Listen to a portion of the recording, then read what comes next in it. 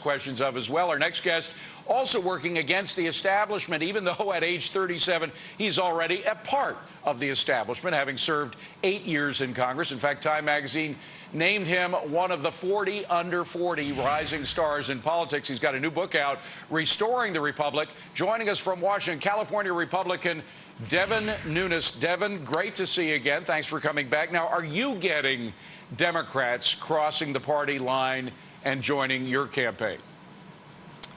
Well, yeah, so much so that the Democrats didn't bother to run anyone against me this time. But look, I have a little bit of experience with extremists in California. And if you want to talk about extreme, just look at who's running this country. The Speaker of the House is from San Francisco. She's very extreme, part of the 60s radicals in that whole movement that started in California. The city of San Francisco runs the Congress. You mentioned cap and trade earlier, the national energy tax. That originates, the author of that bill is a congressman from Hollywood.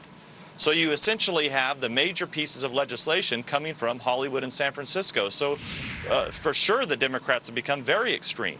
Now, you have been in Congress for a while. How do you maintain that you are going to be fighting against the establishment, whether it's the Democratic establishment that's controlled the country for 2 years, or even the Republican establishment, which has a checkered history with regard to spending in Congress? Well, that's kind of why I wrote my book, because I wanted people to really focus on one thing, and that is, at the end of the day, we're not Republicans, we're not Democrats, we are legislators.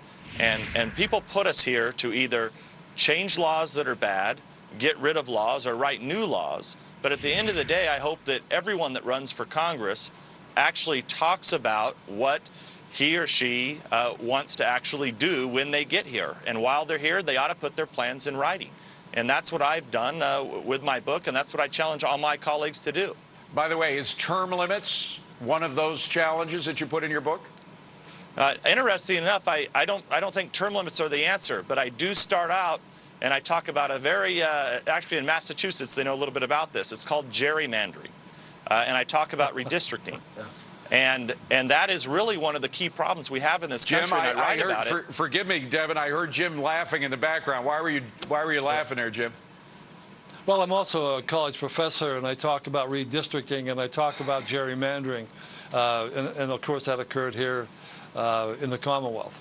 Yeah, we should mention that Jim has an illustrious career as a history professor, so he knows whereof he speaks. Now, Devin, the question of whether the new Congress that comes in gets sucked into that kind of power center of inside the Beltway thought.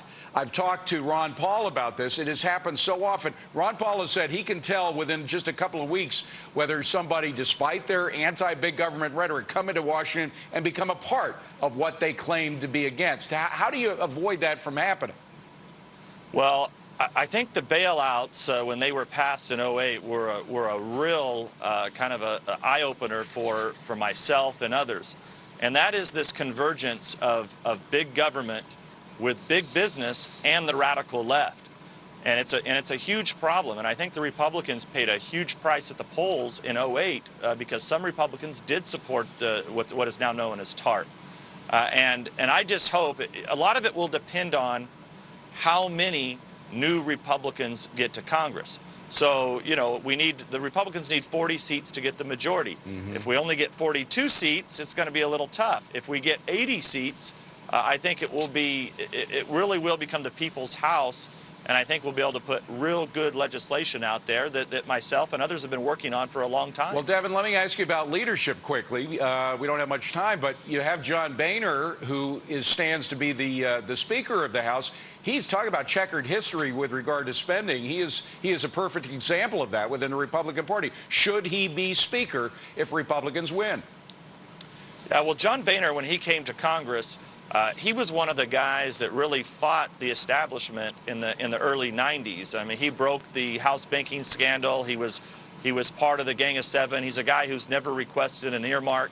And I think he learned a lot, too, watching the Republicans go astray or go awry. But I'm shaking. Hold on. I got to interrupt, Devin, because I'm shaking my head thinking of when he had an opportunity to put Jeff Flake on the Appropriations Committee, a guy who was a pork cutter, and he resisted that opportunity because and put a porker on that Appropriations Committee seat instead. I mean, that was an example that gives a lot of folks who are sympathetic to the Tea Party pause.